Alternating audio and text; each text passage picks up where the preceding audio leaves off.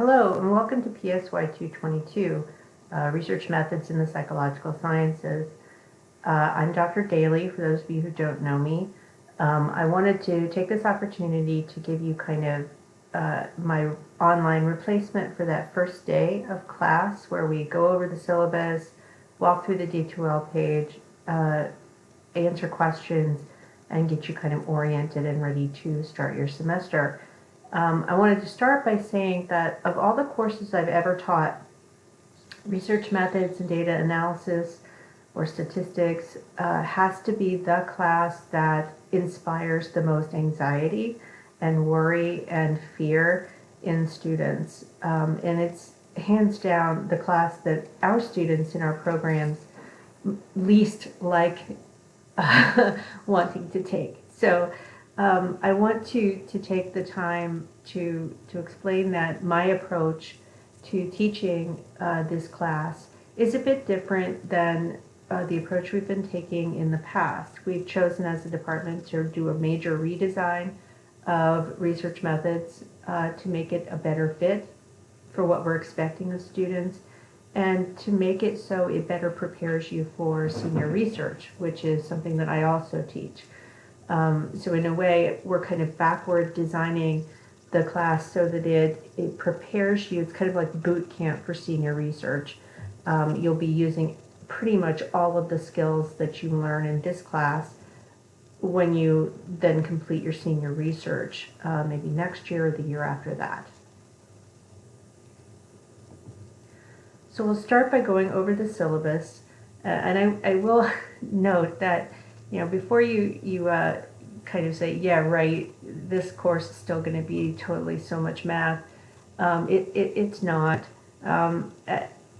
When I was in your position as a student, I chose a university with no math requirement because I really dislike math. I had multiple nervous breakdowns trying to take trigonometry in high school, and when I was in college and discovered that I had to take not one but two very mathy statistics courses, I almost dropped out of college. So speaking from one person who is not adept at mathematics to maybe some of you in taking this class who are not, you don't see yourself as being good at math. I learned over the years, especially when I started teaching research methods as a graduate student, that in fact you have to treat the math of it like a tool, like any tool that you learn how to use. Now, before we go any further, I will not be requiring a great deal of hand calculation of you in this class. Very, very, very little. You'll be shown it in your textbooks, in your reading, but you will not be asked to demonstrate it. And part of the reason we decided to move away from the hand calculation piece on the statistics is because most of you have taken a statistics class or a data analysis class as your math requirement for graduation. So we decided that it made sense for us to move very strongly in the direction of data analysis from a practical standpoint as opposed to from a mathematical standpoint. So you can see here the syllabus. This is a 200-level class. Most of the students who take the class are sophomores. There are occasionally, though, juniors who take this class. It is required that you achieve a certain level of performance before you can move on to the senior research course in our majors. So you have to achieve a C- or above in this class before you can move on to doing senior research. The information about me is present here. I have an office on campus. I have chosen, as I informed you in the email that I sent, to ask the university to allow me to teach online this semester. So I am providing you with not just my office phone, which when you leave messages on that, I get an email notifying me that you have. But I've given you my cell phone. I would ask that you be respectful with that number. I typically don't answer numbers that I don't recognize, but I do look at do listen to every voicemail. So if you are having an emergency and you need to contact me, feel free. You can either text or you can leave a voicemail on that cell phone. But I would ask that you not abuse the privilege of having that number. Most of the time, your best method of communicating with me is going to be through email. And do remember that your faculty, the only way they have of contacting you is through your email. We don't have your cell phone numbers, so we're not going to be able to use those. We don't have your other email addresses. We aren't going to be able to use those. So you need to be checking your email on a very, very regular basis, at least a couple of times a day, to make sure that you're getting email from your faculty and from other offices on campus. My office hours are going to be held virtually. So I will be in the virtual classroom from 10 to 11 on Tuesdays and Thursdays for you to ask questions, drop by, say hello, tell me about your day, whatever. I will be there. Usually I'll be working in the background until people show up, but feel free to use that space to ask questions, to work through concerns that you have on your assignments, especially when we get into the semester project that you're going to be working on. You will want to take advantage of those office hours to ask me questions. The course description is here, and again, we're launching a major redesign of this course and this requirement for our students, with the goal of really kind of boot camping you in preparation for doing your own research in PSY 400 and 405, your senior research. What we'll be doing is kind of a two-lane process. On the one hand, you're going to be exploring the survey of different types of techniques that psychologists use when they do research. Everything from field observation to laboratory psychometrics, so that you have a good understanding of the range of possibilities of research techniques that you could use, and their pros and cons, their typical usages, and so on. The other lane is the data analysis side. So you've decided to conduct a piece of research. Now, how do you analyze the data so that you can determine whether your hypotheses are supported or not supported? And then kind of weaving that back into theory or hypotheses that you've proposed. So we have those two lanes, data analysis and research methods. So the overall purpose of the class, and as I mentioned before, students often ask us, why do we have to take research methods? Why do I have to do data analysis? That's not what I'm going to be doing in my career. Well, true enough. For the majority of you, you're thinking about careers in the helping professions, in counseling and clinical work, or some offshoot of that. Maybe some of you are thinking about going into sports psychology or IO or human resources. Whatever route you're taking, the practice of what you're doing is based on science. It's based on the research.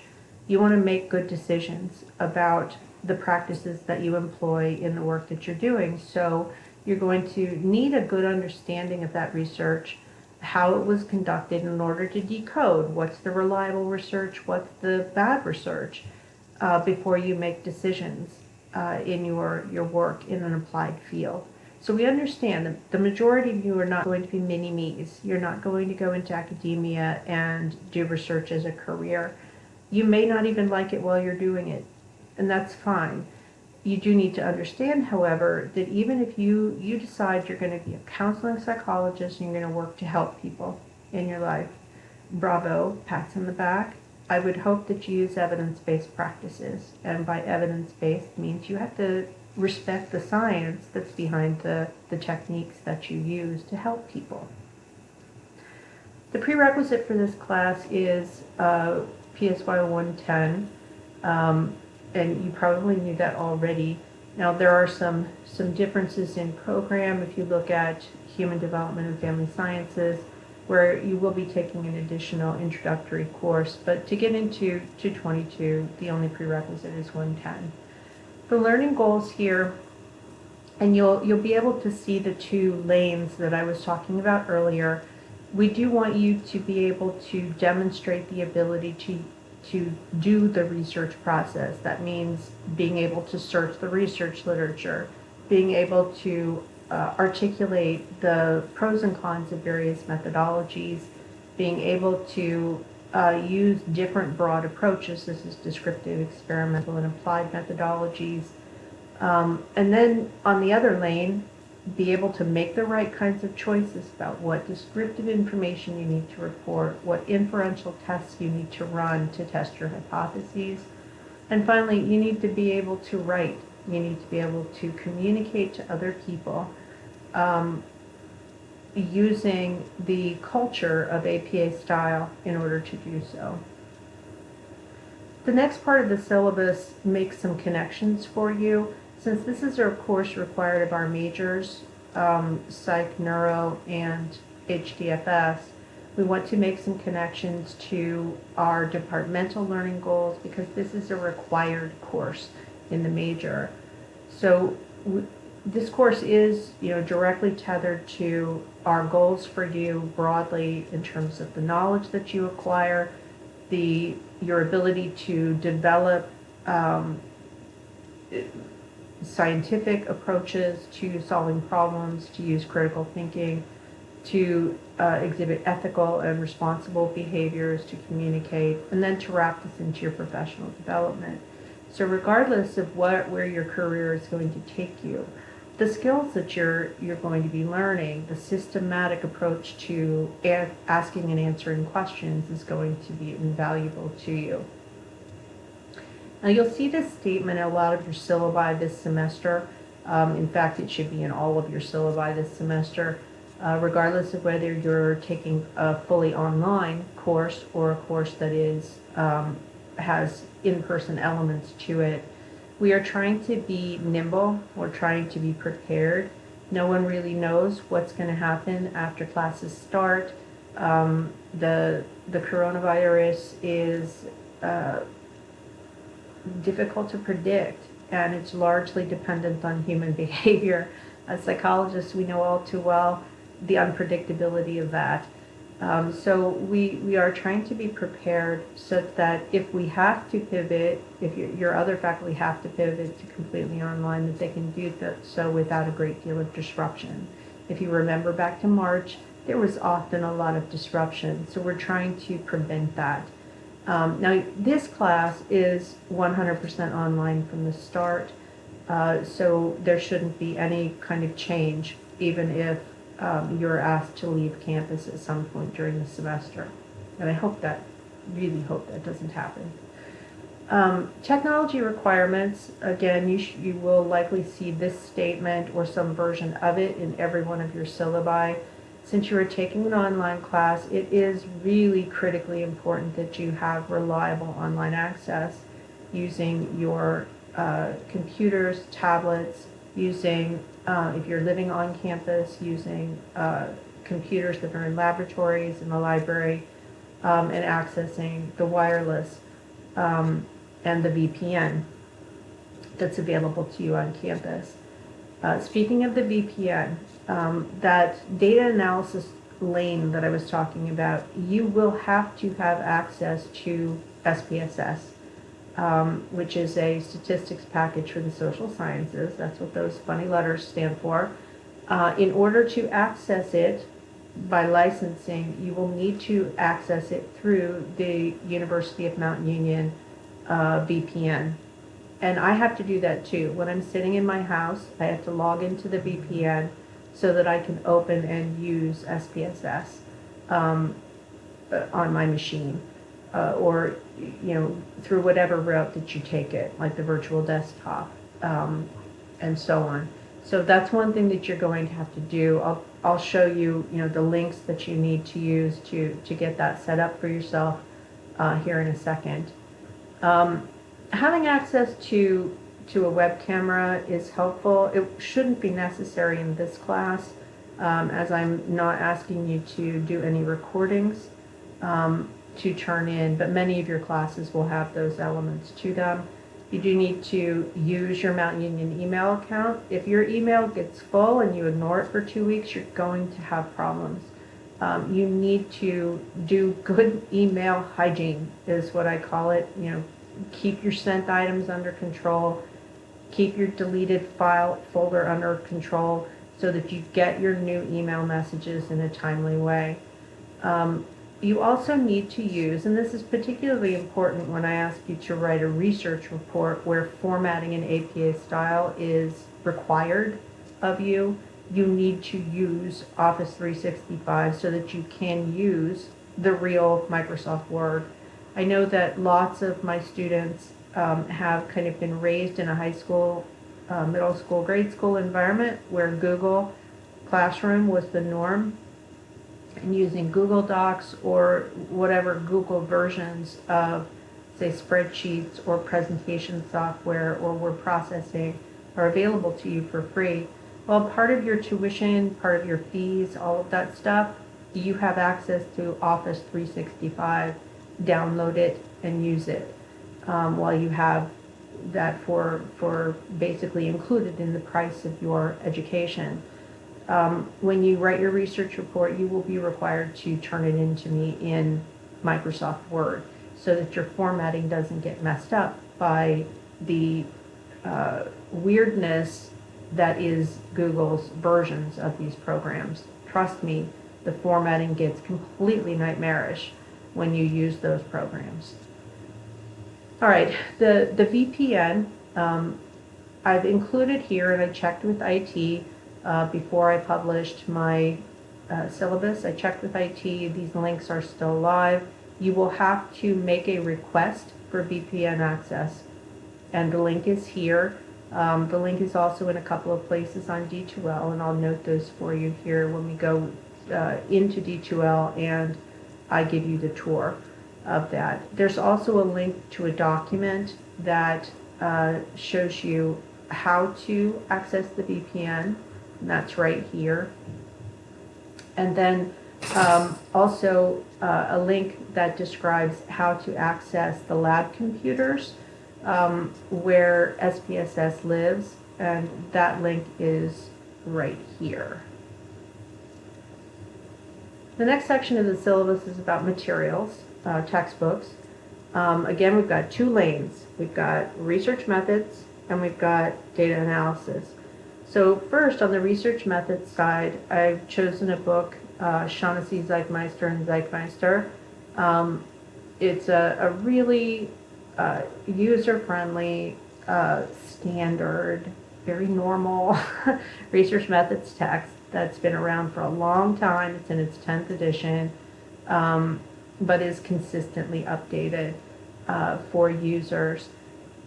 If you've had some of my classes in the past, you might know what's coming. I do use a portal called, or an online service called Perusal for reading textbooks. And Shaughnessy, you will access that textbook and purchase your semester rental of that textbook through Perusal. And I've provided the link to Perusal and the access code here. There are instructions on D2L that I'll note for you here in a minute. The second text will not be, it's not that kind of text, it's more like an instruction guide. So I'm not having you read that through Perusal. You can purchase that wherever you want to find it. It will be available through the university store. And that's the Palance SPSS Survival Manual, which gives you step-by-step instructions for how to navigate SPSS. And you'll be using that extensively to kind of hone your skills in preparation for PSY 400 and 405 all through the semester. So as I note here, I'm asking you to do a rental on the Shaughnessy et al. But I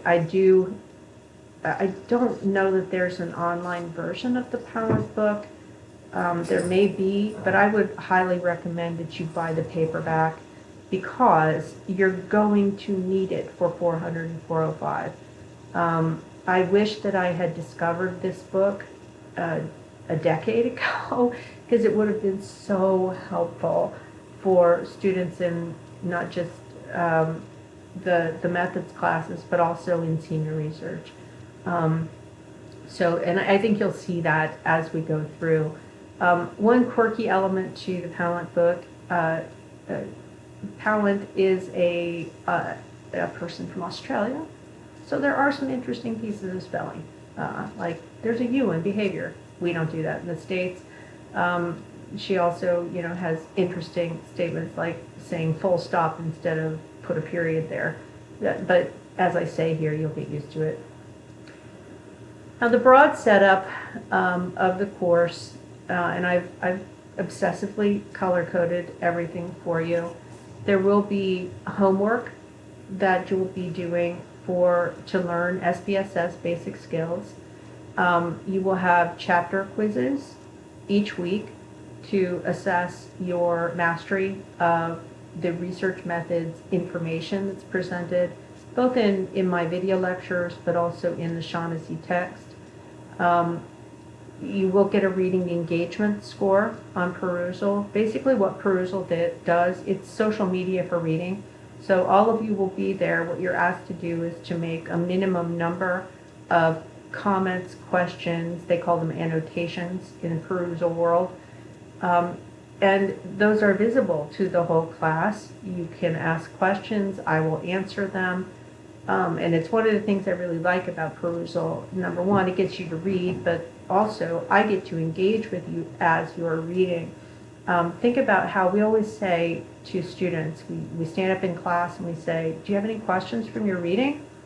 And the first thing students do is not make eye contact because likely they haven't read. So with perusal, you're more likely to read.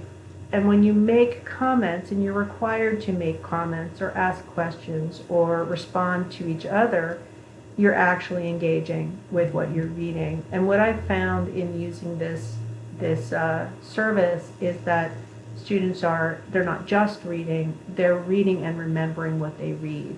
So you do your reading, you engage with your text, you take quizzes over the reading, and that's really the content part of the class. And if you haven't used perusal, it's a pretty quick learning curve to get used to it and get started. But that is where you'll purchase your text for that part of the class. Now in yellow here, there will be a semester project. Pallant comes with some already pre-made databases.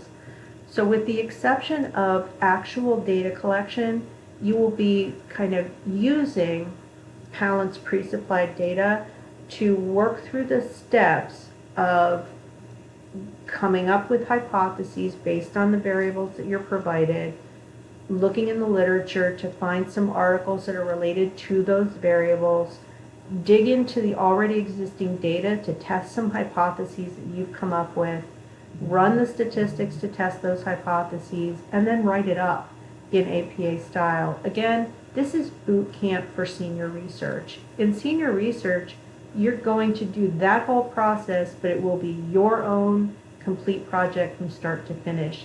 Here, we're just taking the data collection piece of it out. We're supplying you with a set of variables. You're going to dig into those variables and get some practice, learning how to ask questions, formulate hypotheses, and then test those hypotheses using SPSS, and then learning how to use the culture of APA style to write up a proper research report. My hope is, this is a new assignment, my hope is that this will help you be much better prepared for kind of the stressful experience of senior research, so that when I'm teaching that class, I can say, remember in the semester project when you did this? You will actually be able to say, yes, I remember that. Now, the next sections here of the syllabus give you brief descriptions of, say, the chapter quizzes.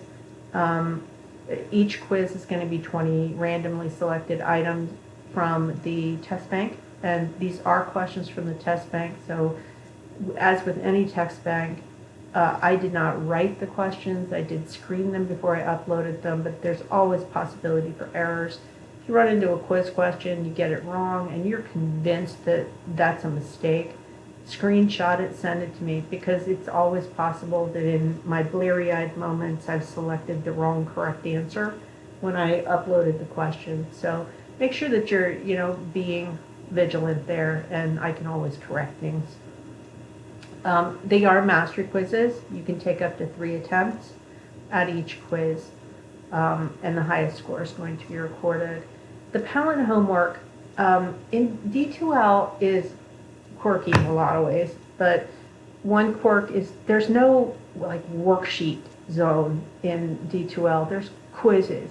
So I'm going to use the quiz area in D2L to do your Palette homework. So don't freak out about that. It's not really a quiz, it's just homework. So you will have homeworks for several sections of the Palette text. You'll notice when we get into the schedule, they're kind of doubled up, because what I need to do is I need to get through the majority of the Palette homeworks before you do your semester project. So we're going to be moving through Palette starting week 3 at a pretty quick pace. It's not a very long book, so it's not a heavy reading demand. And as I said, it's more like a step-by-step workbook than it is anything else. So the homeworks are housed, for each chapter we're going to be working with in Palette. Each one is going to be housed in a D2L quiz where you will enter your responses. In some cases, I will also ask you to upload an SPSS output file. And I'm going to do some little videos to kind of show you what that looks like and how to do it, because there are many ways in which SPSS, well, it is, for me, super easy to use at this point in my life. For you, if you've never opened SPSS before, there's a learning curve. And there's some quirky, stupid things about it that I can demo for you. All right. Grading policies. Yeah. As we go through this semester, there will be some things that are automatically graded and some that I have to actually put eyeballs on the screen and manually enter scores. So your Shaughnessy quizzes will automatically go into the grade book as you take them.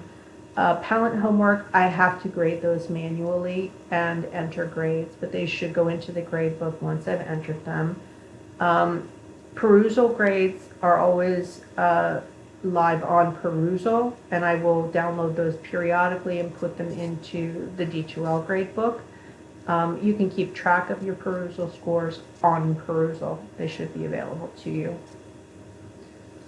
Now, as I mentioned earlier, there is a mastery limit that you have to get to in order to be able to enroll in PSY 400. You have to get at least a 70% overall grade, so C- or above, in order to be able to enroll in PSY 400. So you're going to want to keep your eye on that ball. You do not want to retake classes for change of grade. It's not efficient. I think that I've built in enough ways for you to be successful that everyone should be able to meet that goal. If you find that you're struggling, that's the time when you need to make contact with me, and we can find a plan for helping you to achieve that goal. All right, I will leave you to read some of the remaining elements here. A lot of these are standard statements that we use. The strategies for success piece, since this is a class that's typically, or this is content that's typically taught by Drs. Muller and Turco, I have borrowed some elements of their syllabi to include in this one. And this is a statement largely written by Dr. Muller about how to be successful in a class like that. So you can read that on your own. Now, what you'll see in the schedule, the course schedule, those color codings that I obsessively used earlier, those show up here as well. So you'll have your reading assignments are in green for perusal and the Shaughnessy text. The quizzes for Shaughnessy are in blue. And you can kind of see here in the first 3 weeks of class, or the first 2 rather, you read your chapter, you do your perusal annotations, you take your quiz. So you read your chapter, you take your quiz, do your perusal. Week 3 is when we start working with the Pallant book. So by week 3, you need to have that book. You need to have your VPN access. Now, this week we probably will not be, we won't be actually needing to have SPSS open, but by week 4 we will. So make sure that you are during, either before or during week 3, that you secure that book, that you get access to the VPN and SPSS. In week 4, and all of the Pallant stuff is in purple. So you've got your reading assignment, you have your perusal due, you have your quiz due, and then you have homework assignments. In the kind of orangey yellow, I don't know what to call it, are when we will start working with the semester project. So week 4, I will post a video description of the semester project. There's also an entire module for the semester project on D2L that I will show you when we take our tour. So as you move through the schedule, you can kind of follow the color coding along the way here. Purple for Pallant, perusal is green, Shaughnessy quizzes are blue, semester project is yellow all the way through. Now once we get all the way down to the final week, there will not be a comprehensive final. Even when I was teaching not online or not during a global pandemic, I don't give comprehensive finals. I find them educationally counterproductive. So I wouldn't be giving you a final anyway. I probably would have been giving you a unit exam where you sit down and do some, essay type short answer questions in addition to, a variety of multiple choice. Instead, this is going to be a wrap-up week, those 2 days in week 14, for you to put the polish on your semester project. I will have gotten a first draft the week prior, turning that around as fast as I can for the whole group of you, and then you putting in your final revisions. So you'll be putting in some serious time there. So that's the full schedule. The next part of the syllabus is a longer explanation of how perusal works. You should make sure that you read that. It's fairly self-explanatory once you get used to it. Here are some instructions for using the course code that I showed you earlier to purchase access to your book. Here's an explanation of scoring. So, and then the final part of the syllabus is a whole set of university policies and resources. These policies and resources are also available for you on the D2L page. Speaking of the D2L page, here is your page. I know I opened the page, I think, yesterday. So some of you may have popped on here and explored a little bit, but I wanted to take a chance to give you a little bit of a tour. I've put here my contact information, my email address. I likely will not be on campus unless my computer blows up and I have to, but you do have my office. Do understand, if you slide things under my door, don't do that, because I'm not coming to campus. I won't get that information. Don't write a note and stick it to my door or write it on my whiteboard. I won't be coming to campus. If you need to get in touch with me, you need to use email or leave a voicemail. Where you're going to be spending a great deal of your time when you're on D2L is on this content, or this set of menus. The content space is where you will be doing a great deal of your work. So in the content space, if you click on table of contents, you have all of the modules that you will be working with. And you'll notice that at the top you have course information, which is, it starts with some of the things you're going to want to look at first. So my welcome message, the description of the course and the learning goals and the syllabus, description of the textbook, your APA style resources, and so on. And then a whole module on your semester project. The remainder of the modules are weekly sets of information, of course, weekly goals, and also tasks that you have to complete every week. Now you'll notice that I'm only caught up right now to week 7. And let me tell you, I've worked harder since March than I ever have in my entire life, working on this type of online instruction. So what you can see on the D2L page is what's currently live, but rest assured I'll be working hard in the background to make more of those modules visible for you and prepared for your work. So let's take a look at some of these areas. You have the welcome page. Oh, and I should probably switch to student view so it looks more like what you will actually see.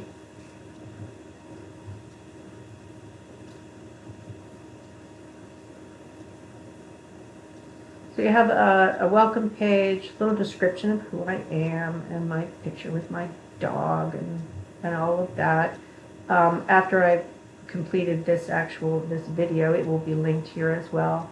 Now here's a spot. You may not have discovered this before. I don't know if you can see my cursor spinning up here. This is a little arrow that you're going to want to become familiar with because it'll make your navigation of the D2L page much easier. You click on this and you can move through modules. Now, right now, because I've been all over my D2L page to prepare it for you, I have check marks because I've visited every module. As you move through the D2L page and read things, check marks will appear to show that you've viewed them. So that's what the check marks are. So you can navigate from that little expansion bar. So I've provided you here, and this is a repetition of what's in the syllabus, but know that you can always go back to the course learning goals at any time and view them. Here is where the syllabus is posted, and it's in PDF form. You can download it. Some of you like to have a physical paper copy of a syllabus. You can put it in a notebook. You can look at it instead of always having to look at it on a screen. And do whatever works for you in that area. There's a module on your textbooks with embedded links for you to use. So anytime you see something blue with an arrow next to it, or even if it's just blue, it's a live link either to something within the D2L environment or an external website. Here's the description of how perusal works that I mentioned from the syllabus. It's repeated here. APA resources. I've mentioned APA style and the culture of APA style. Here are the resources. APA style is out in a new edition. So the APA manual is now in its 7th edition. They've supplied online these handouts and guides that I think will be sufficient for you. I don't believe at this point in your career, your undergraduates, I don't think that as long as you have the resources I've posted here, that you will have to purchase the publication manual. If you know that you're going to go to graduate school, go ahead and buy it. But for now, I believe that these handouts will be sufficient. And the handouts plus being able to go to the APA style website should be sufficient for you in doing your work. And I do expect you to use appropriate APA style when you create reference pages, when you cite sources, when you format papers. So there's a template for how to do that. When you do a research report, that will be the template that you use for writing your final research report for your semester project. Now, the remaining modules within the course information page are offices, policies, resources for you as a student at Mount Union. The semester project module gives you a detailed description of the project learning goals and the tasks that you will need to complete throughout the semester. And what you notice from this list is that we have, this is what education people call a scaffolded assignment. You have worksheets that are designed to have you complete all of the sub-goals that you have to complete before you can do that final research report that is the culmination of the semester project. There's a link here to those APA resources that I just showed you a second ago as well. And then we get into the weekly modules, and each week there's a module describing an overview of what you're going to be learning, some weekly goals, and then the tasks that have to be completed. And you'll notice there's going to be a very particular flow to these weeks. So a description of what you're going to be learning. Eventually there will be two sets of goals. Remember those two lanes. You've got your research methods lane and you've got your data analysis lane. First couple of weeks we're just doing methods. So you have research methods learning goals and then a set of tasks. I am going to have a discussion forum just for fielding questions.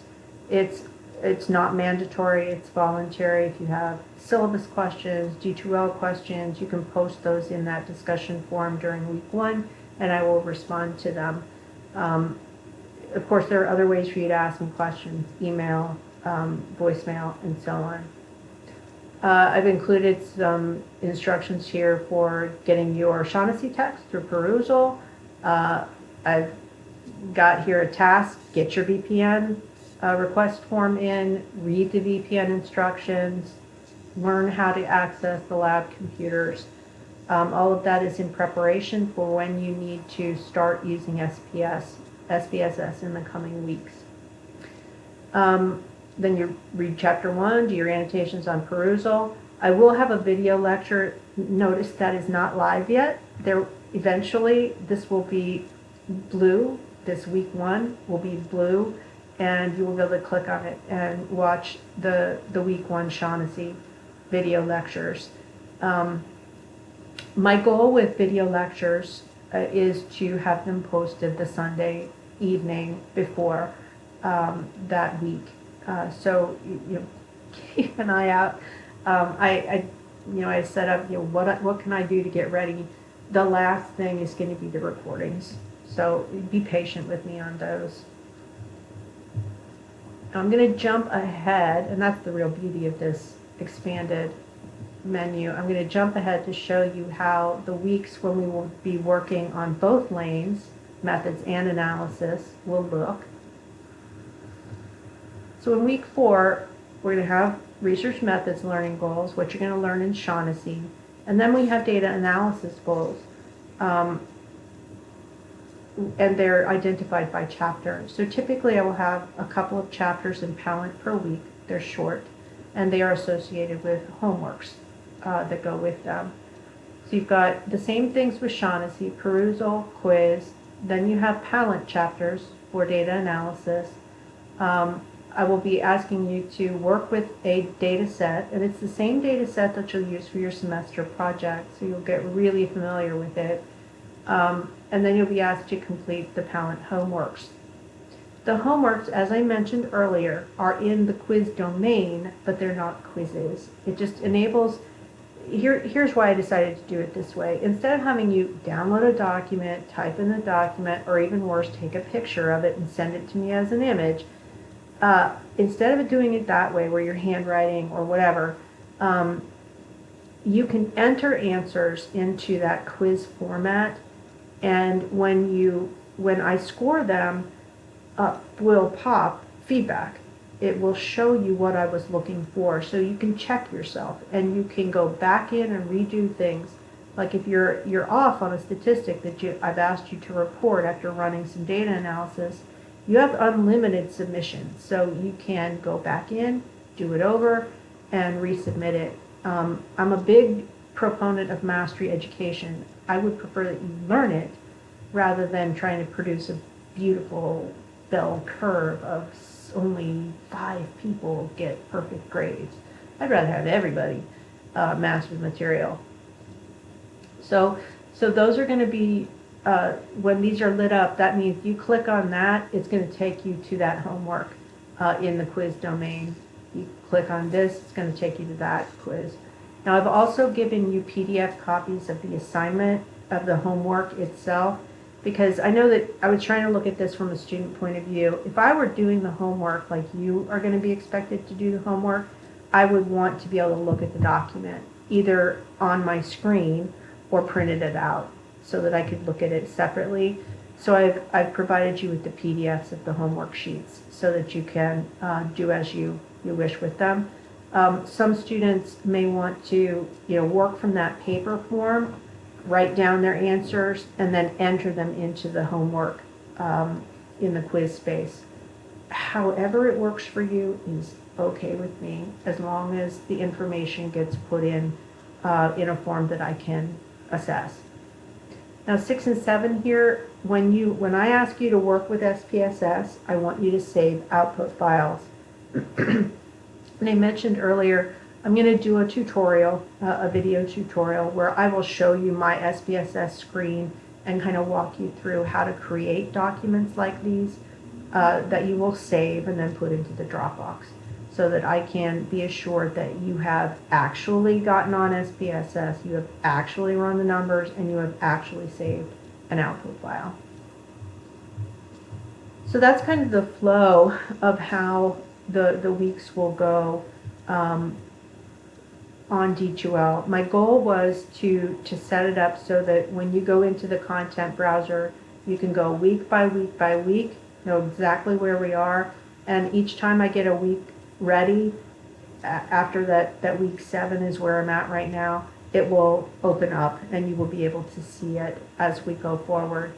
So my goal is to have this be easy for you, to have this be straightforward. You can also use on the menu bar up here, you can see where your Palin homeworks are listed, and right now I have homeworks created up to chapter 9 in Palin. I have all of the Shaughnessy quizzes created, so those are all built here. So that's another way in to looking at the quizzes.